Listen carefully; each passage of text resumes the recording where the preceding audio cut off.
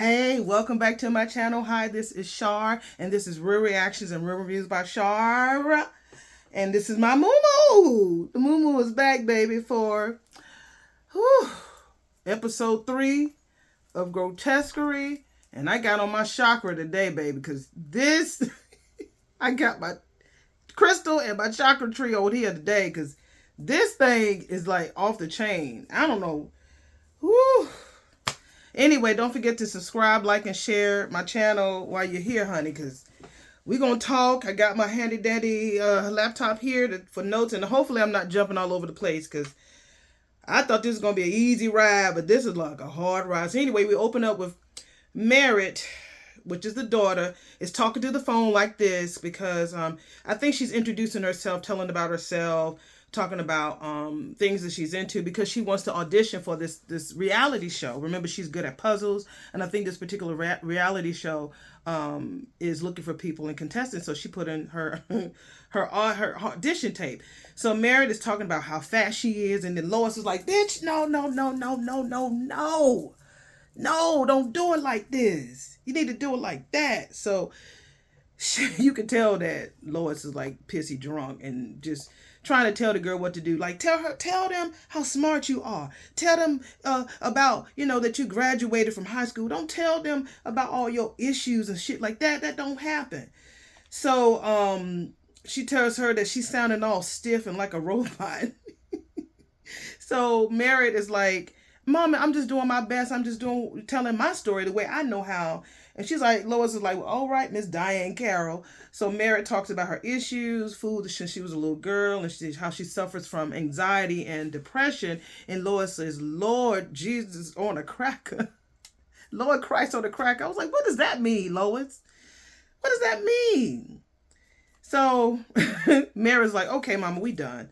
So she cut off the camera and then she leaves. So in the background, behind Merritt, Lois is a window, like a window there, and Lois sees an image of a man leaving. I don't know if that's a spirit or a real person, and it gets her attention. So Merritt tells her that, "Mama, I'm just going to go ahead and just not even worry about it." But they need to know about her hardship, and they need to know about her adversity. And so she said, "Mama, you can leave." So Lois leaves, and she tells her that you can go ahead and talk about how ratchet and a mess your life is. That's what Lois said before she left, told Merritt to do that. So Merritt was like, "Yeah, Mama." So as she leaves, next we see a duck, because Lois had told her, like, "Look, you do this for me, I'm gonna do that."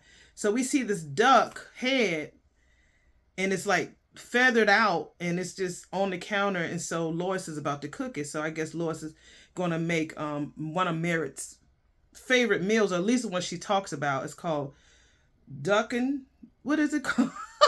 Turkey ducking. I guess is when you stuff turkey with duck and dressing on the inside of it. And so the way that Lois described how she was going to make that made me want to taste it. Although I've never had duck before, but it was really, really delicious how they broke it down. So her learning about the turducken makes Merritt so happy. So Lois breaks down the turkey, the entire recipe, and it makes Merritt even more excited about now she can eat 12,000 calories, because she believes Lois convinced Merritt that if you just tell people about how fat you are and that you ate all these calories in one day, then they'll go ahead and make sure that you get picked.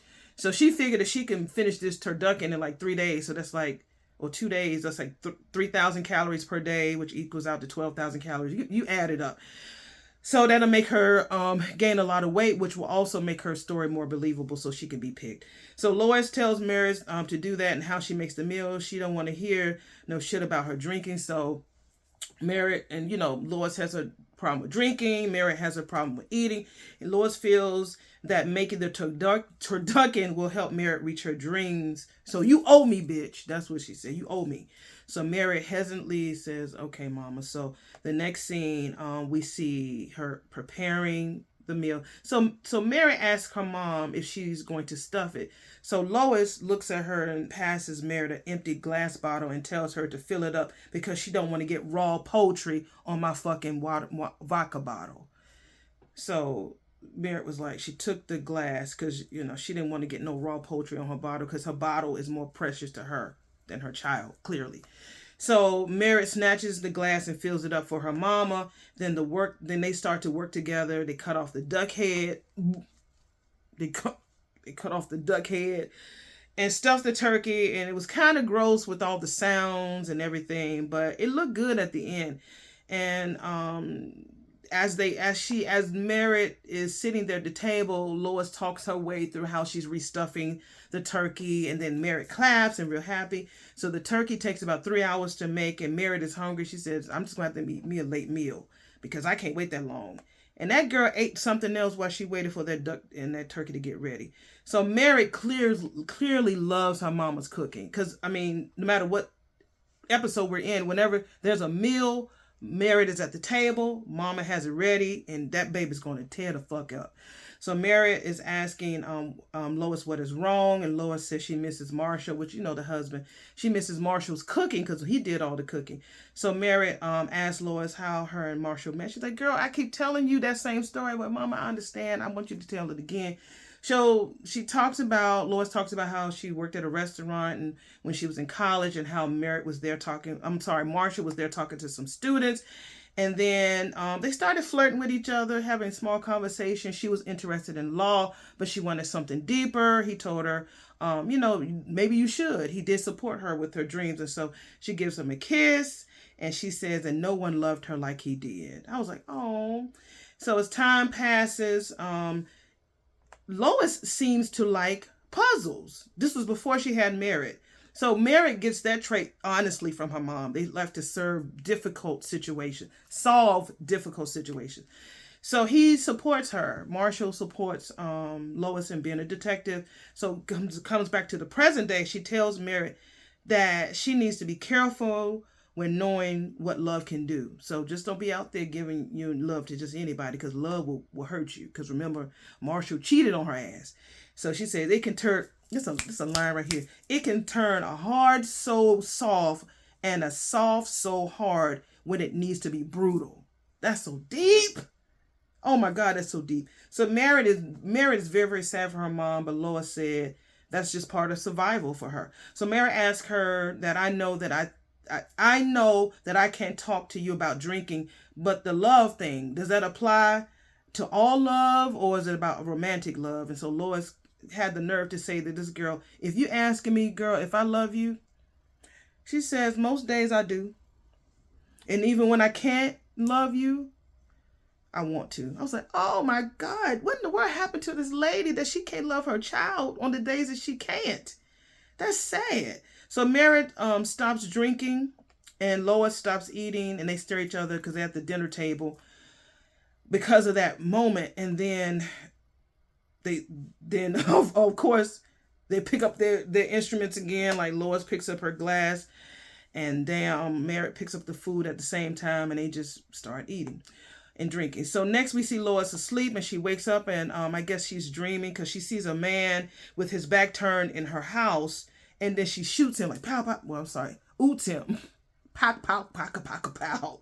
And then the phone rings, and Merritt tells her, "Mama, hey, wake up. You have a phone call." And she gets on the phone, and the police tell her they found another body, honey.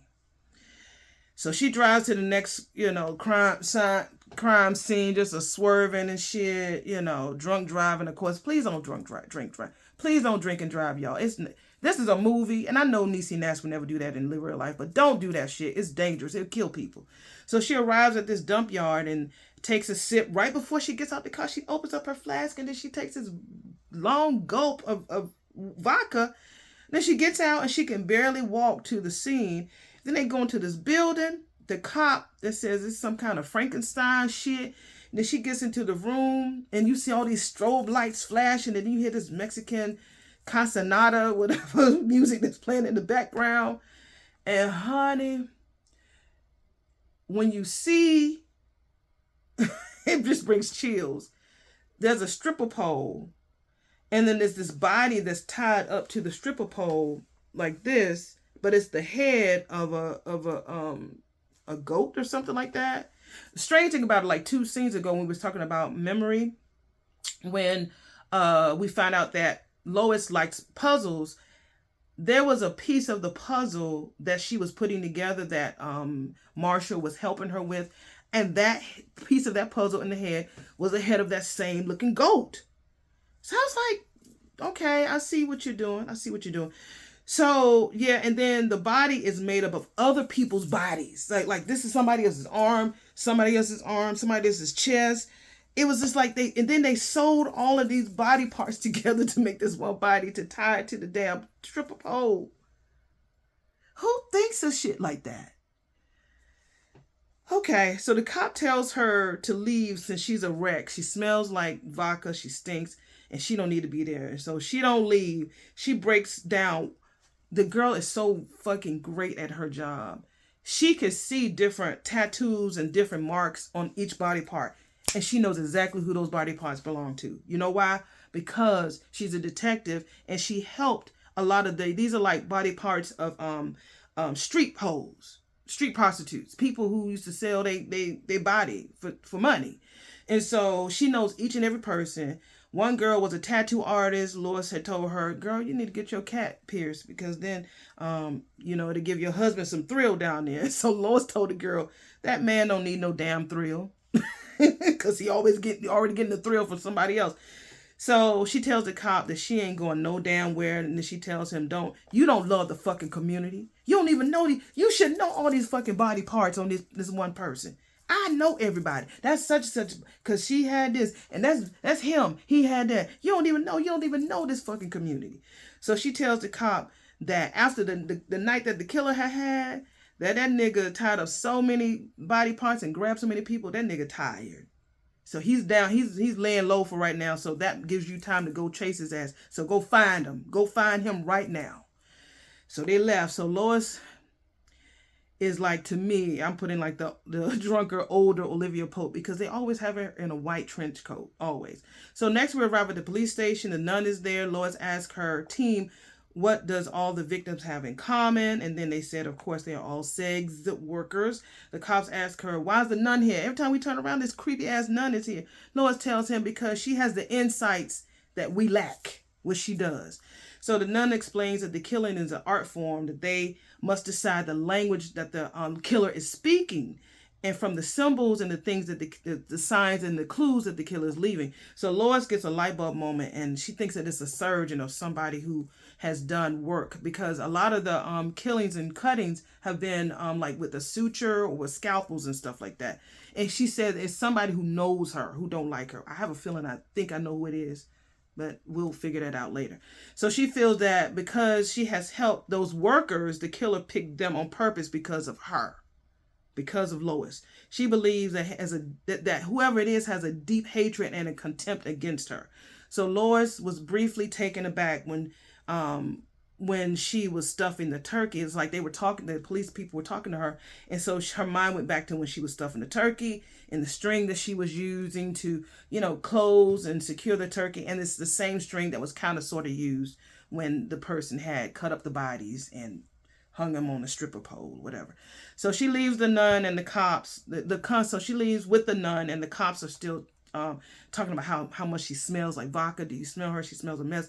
And they knew not to say that shit while she was there in the office, because she would have cussed their asses out. Lois would have cussed them out. Then the cop asks why the creepy nun is always here, all over the place. To me, that was funny. And then they talk about how they need her support. Like the female cop was like, look, this lady is going through some shit. Her hubby is in a coma, and she has solved more cases than all of us put together. Respect that bitch. And he shut the fuck up. So they talk about how they need her and everything. So next at the church, the Catholic Council was talking with Bishop Charles, honey. Bishop Charles, just a whole nother level. And that they need to let go of the newspaper because the newspaper is too cult-like. And he don't want to let it go because the stories are pornographic. And he said, so what? He was like, they were saying, we need to let it go. He was like, so what? So he said the people need that because it's such a boring town. Desert town, military base, old people, slow people, everything here is slow. So they need a paper like this to keep it fast. Then he says maybe they can do a Spanish edition. And then he looks real suspicious when he says that. Because remember, at the last place, it was a lot of Mexican music that was playing in the background. So the murders are parables from the Bible. So he argues that the church needs to modernize their services and their activities for the community. They need to add a spinning class online and an OnlyFans for God-fearing people. As he sits next to Mother Superior there. She's, I mean, he was sitting next to her, breathing on her. I think she was going to bust a nut right there in her nunnery stuff. Excuse me, I ain't mean to disrespect the Catholic Church. But yeah.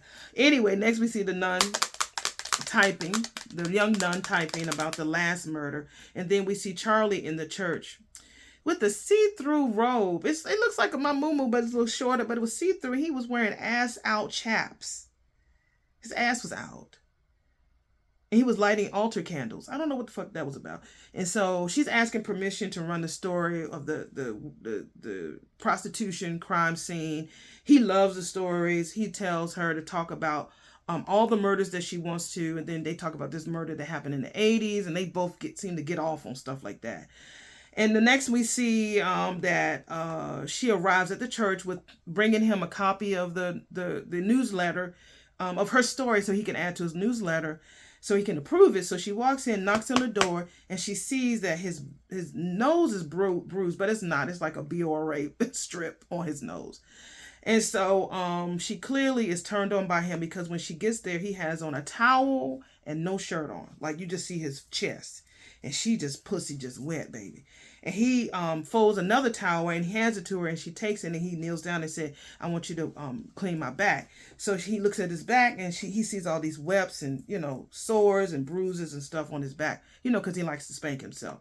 So she's, rubbing on his sores and he's sore, but at the same time, he's turned on, by her wiping his back.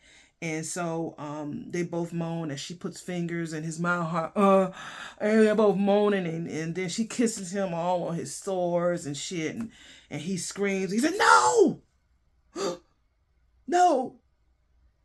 And he quotes some type of scripture at her. Like, nigga, your peen was hard. So she looks at the picture of Jesus on the wall, and Jesus looking at her like, And then she runs down the hall. Okay, so some spirit just took over her and she was running down the hall just screaming and foaming at the mouth. And then next, the robe just flies off of her body and her nun hat flew off. Her hair is so pretty. I like her better without the nun hat on. Okay, that was weird. So next we see Lois at the hospital and Nurse Red is standing over Marshall and then she's screaming because there's blood everywhere. So Lois is like, what the fuck is going on now? First you jerking off my comatose husband. So Red is like telling her, don't just stand there, bitch. Since you're a detective, you need to do this shit all the time. Help me out, heifer. So what happened was that Marshall had a bed sore and it started to become infected. And so she wanted to make sure that they stopped it so it doesn't turn to sepsis. So that's what happened. So Red is hoping that they can stop it from becoming sepsis, like I said. So she tells Lois to come over there and hold your husband. Hold your goddamn husband. So Nurse sews up the wound. I mean, the way that the what is it? The sound effects and the special effects that they use for these sores and shit, it is brilliant. I don't know who works on this, but you guys are perfection. And so she sews up the wound. For some reason, of course, like I do, me and Lois feel really, really sick. The nurse dresses up the wound and there's so many parallels. She said, I need the dressing. And remember with the turkey, Lois used the dressing earlier for the turkey. So it's so many things. So they go back to the hospital break room. So the nurse says, I need to talk to you about something. Slides her a folder, have the nerve to tell Lois that she wants to be Marshall's power of attorney. Lois was like, you got some fucking nerves. Lois says, you are insane. Have you lost your fucking mind? Why would I do that? And then Nurse Red was like, because I care more about him than you do, bitch. I was like, what? She tells him, Lois, that you could check into their rehab at the hospital for 28 days. And Lois was like, no, bitch, I'm not going to abandon my husband for you. So the nurse says, you already have heifer. Have her declared as incompetent. She seems to only care about this case, not her hubby. So it's like she said, I could get you declared as being incompetent because you only care about this case that you're chasing around, and clearly not your husband, bitch. So Lois leaves that bitch in the break room while she was drinking in the hallway. So she sits down, and this handsome guy, she's trying to light a cigarette, and this handsome guy comes and lights a cigarette. We know who that mother sucker is. Travis Kelsey, a.k.a. Ed or Eddie Lakeland. Eddie. So she talks about her drive, and he was like, look, man, you don't need to be driving like that. I can tell. I can smell it on you. And he was like, say, I could tell the type of person you are. You like to listen to Earth, Wind, and Fire on the radio. She's like, how you know? I mean, you cutie pie and everything. I mean, you know, you sexy, but how you know that I like EWF? And so he flirts with her too. He calls her beautifully odd or oddly beautiful. He insists that she should not be driving in that condition, and because he says she might have some regrets. So next, she gets in the car anyway, drives in the desert, and gets into an accident. And the way that they did that cinematic depiction of the airbag deploying on her, it was so beautiful because you could see her boom and her face. You know, it was really good. She wakes up in the hospital, handcuffed to the hospital. Eddie comes in to give her a meal, and while the detective is there lecturing her. Now, my strange thing, I noticed that while the detective was lecturing her, the detective did not see Eddie. It to me, it seemed like she didn't see him. I don't know if Eddie is real or not. I don't know. She didn't move out the way. Maybe I need to look at that part again. But it didn't seem like to me that she really knew that he was there, because he was there to give Lois her meal. So Eddie comes in, gives her the food. The detective leaves, and so she tries to sweet talk him into getting her handcuffed from the bed. And so she tells him where the key is, and he, you know, a little bit convincing. He goes into her purse, get the keys for the handcuffs, and he helps her get out. They running out the hospital. He asks her if she needs help putting her clothes on, and she was like, I mean, I would love for you to do that, but you got to turn your back. And you know. So we hear, you know, Hearts of Fire playing in the background. Then he runs out the hospital with her. She seems to feel renewed and revived with being with Eddie. And he opens the door. She says that you are really a gentleman. He says, you have no idea. Then they show her car tag that said 2WQI332. I'm thinking that there's some type of secret to that tag. And that was it. That was it. And that was it. There's a lot of weird stuff. This show is really weird. I saw a critic who said that it was boring. It's not boring. I can't wait to see who the killer is. I think that the clues have given enough. They clearly work in the hospital industry. They clearly have a hatred towards her. I think that the nurse has a lot to do with it, Nurse Red, because she really does hate Lois. She does. And she's always throwing in her face that you love this case more than your husband. It's like the nurse created the case as a distraction so that she could spend more time with Marshall, getting him well in the coma. Or like I said, it could be Marshall and Lois working together. I mean, Marshall and Red working together just to pay Lois back. Remember, they said that he was cheating on somebody? I'm wondering, was it Red? Because remember, he went to Motel Hope. Anyway, thank you so much for coming by to my channel. Don't forget to like, subscribe, and share right here. And come back for more. I'm going to be watching this now. I'm back on my regular scheduled program. My play is over with.